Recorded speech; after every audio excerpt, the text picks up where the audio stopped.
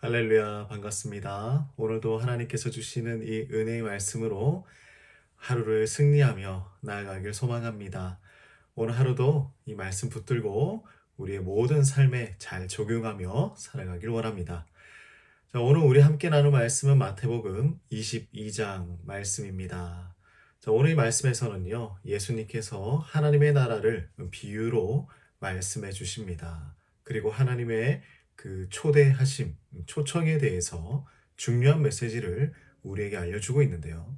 자, 오늘 이 혼인잔치의 비유를 통하여서 우리가 어떻게 하나님의 그 초청에 반응하고 또 하나님의 그 은혜의 잔치에 합당한 모습으로 참여해야 하는지 함께 나누어 보고자 합니다. 자, 먼저 이 왕은 초대장을 받은 사람들에게 종들을 보내어서 이 잔치에 참여하라라고 이야기를 하고 있습니다. 하지만 이 초대받은 사람들의 반응이 어떠했을까요? 자, 5절 말씀을 한번 보겠습니다.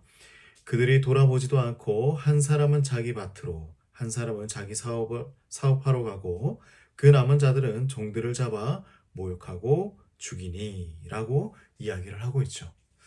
자, 각자 자신들의 일로 바빴습니다. 한 사람은 밭으로 가고요. 다른 사람은 장사하러 갔다고 합니다. 그리고 또 어떤 사람은 종들을 잡아서 모욕하고 죽이기까지 했습니다. 자, 우리 사랑하는 성도님들, 여기에 중요한 메시지가 있는 거예요. 하나님께서 우리를 초청하셨지만 우리는 때로 세상의 일에 사로잡혀서 그 초청을 거절할 때가 있다는 것입니다. 이 초대받은 사람들이 각자 밭이나 장사로 갔다는 것은 무엇이냐면 그들이 하나님보다 세상의 일을 더 중요하게 여겼다는 의미죠. 하나님이 주신 그 은혜의 초청보다 당장 눈앞에 있는 나의 일, 이것이 가장 급했던 것입니다. 그것이 더 우선순위에 있었던 것이죠. 우리도 마찬가지입니다.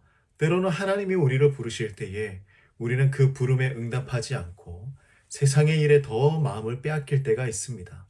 하나님, 지금은 제가 너무 바쁩니다. 제가 이 일을 끝내고 나서 하나님께 더 열심히 하겠습니다. 더 헌신하겠습니다.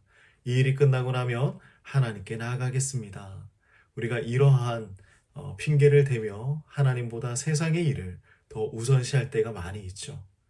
우리 사랑하는 성도님들, 혹시 하나님께서 나를 부르고 계시는데 나는 그 부름을 외면하고 있지는 않는지, 세상의 걱정과 일에 묶여서 하나님의 이 초대를 거절하고 있는 것은 아닌지 우리 한번 생각해 보기를 원합니다.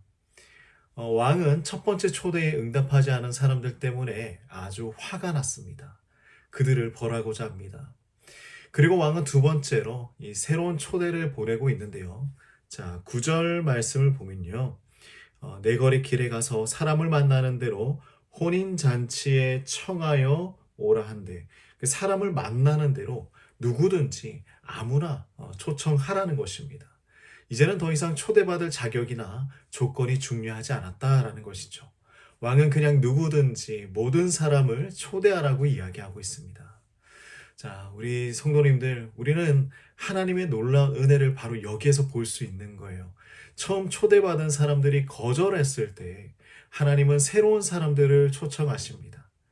이것은 구원의 문이 누구에게나 열려 있다라는 것을 의미하고 있죠. 하나님은 우리의 조건이나 자격을 따지지 않으십니다. 하나님께서는 모든 사람을 초청해 주시고 누구든지 하나님의 그 잔치에 올 수 있도록 은혜의 자리를 만들어 주십니다. 그리고 그 잔치에는 많은 사람들이 모이겠죠. 좋은 사람도 있을 것이고요. 나쁜 사람도 있을 것이고 아무런 차별 없이 하나님은 모든 사람을 그 자리에 초청하십니다. 우리가 초대받은 이유는 단 한 가지밖에 없어요. 우리가 무언가를 잘해서가 아니라 그저 하나님의 은혜 때문이라는 것입니다. 하나님께서 주신 이 초대는 모든 사람에게 열려 있는 것입니다. 자, 그런데 잔치에 참석한 많은 사람들 중에 한 사람이 문제를 일으키고 있어요. 자, 11절 말씀을 볼까요? 임금이 손님들을 보러 들어올세 거기서 예복을 입지 않은 한 사람을 보았다라고 이야기하고 있죠. 왕이 손님들을 둘러보다가 혼인 예복을 입지 않은 사람을 발견합니다. 예수님은 이 부분을 강조하고 계시는데요. 그 손님은 잔치에 왔지만 혼인 잔치에 걸맞는 예복을 입지 않았습니다. 그래서 왕은 그 사람을 밖으로 쫓아냈습니다. 이것은 무슨 의미일까요? 이 장면에서 중요한 메시지가 또 있죠. 하나님의 초대에 응답하여서 잔치에 참여한 것만으로는 충분하지 않다는 거예요. 우리가 하나님의 초대에 참여해야 할 때는요, 합당한 마음, 하나님이 기뻐하시는 마음을 가지고 나아가야 합니다. 혼인 예복은 단순히 겉으로 입는 옷이 아니라 우리의 마음의 상태를 이야기하고 있는 거예요. 즉, 하나님께 나아갈 때는 진심과 경건한 마음을 가지고 나아가야 합니다. 신령과 진정으로 나아가서 하나님을 만나야 하는 것입니다.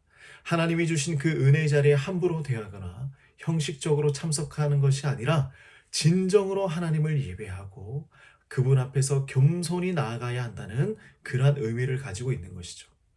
우리는 하나님의 은혜로 구원을 받았습니다. 그러므로 그 은혜에 합당한 삶을 살아가야 하는 것입니다. 예수님을 믿고 따르는 제자라고 한다면 우리의 삶에서 예수님을 닮아가는 모습이 드러나야 하는 것입니다. 하나님 앞에 나아갈 때에 형식적인 신앙이 아니라 진실한 마음과 삶의 변화가 동반되어야 한다는 것이죠. 자, 하나님은 우리 모두를 구원의 그 잔치에 초대하셨습니다. 그러나 그 초대에 어떻게 우리가 응답하며 나아갈지 그것은 우리의 몫이 되는 것입니다.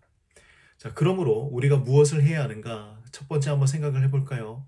우리는 하나님보다 세상의 일에 더 마음을 두고 그분의 부르심을 거절하지 말아야 하는 것입니다. 우리가 세상의 모든 것들, 우리의 마음이 다 빼앗기기 시작한다면 하나님의 자리가 없는 것이죠. 하나님께서 우리를 부르실 때에 우리의 우선순위를 다시 점검하고 하나님을 먼저 선택하는 그러한 결단이 필요하다는 것이죠. 자, 두 번째는 무엇이냐면 우리는 하나님의 그 초청에 합당한 마음으로 응답해야 한다는 것입니다. 하나님의 은혜로 구원을 받았어요. 그러나 그 은혜에 합당한 삶의 열매를 맺는 것, 이것이 정말 중요합니다. 우리의 삶에서 하나님을 향한 그 진정성과 순종이 드러나길 소망합니다. 우리 사랑하는 성도님들, 우리 모두 그 구원의 잔치에 들어갑시다. 그 초청에 온전히 응답하고 하나님 나라의 풍성한 그 잔치에 합당한 모습으로 참여하는 우리 모두가 되기를 간절히 소망합니다. 하나님 아버지, 우리를 불러주시고 우리를 그 하나님의 구원의 잔치에 초청하여 주셔서 감사합니다. 하나님, 그냥 그 자리에 나아가는 것, 모든 것이 하나님의 은혜인 줄 압니다. 그러므로 우리 또한 하나님께서 기뻐하시는 마음, 하나님께 합당한 마음으로 주님 앞에 나아갈 수 있도록 인도하여 주시옵소서. 우리의 삶이 하나님의 그 뜻 가운데서 온전하여지길 소망합니다. 하나님, 우리를 인도하시고 구원의 그 잔치에 합당한 자로 우리를 세워 주시옵소서. 오늘 이 하루도 하나님의 손에 우리의 삶을 내어 맡깁니다. 하나님, 우리 사랑하는 성도님들 축복하여 주시고 모든 삶의 터전을 하나님께서 지켜 보호하여 주시옵소서. 예수님의 이름으로 간절히 기도드립니다. 아멘.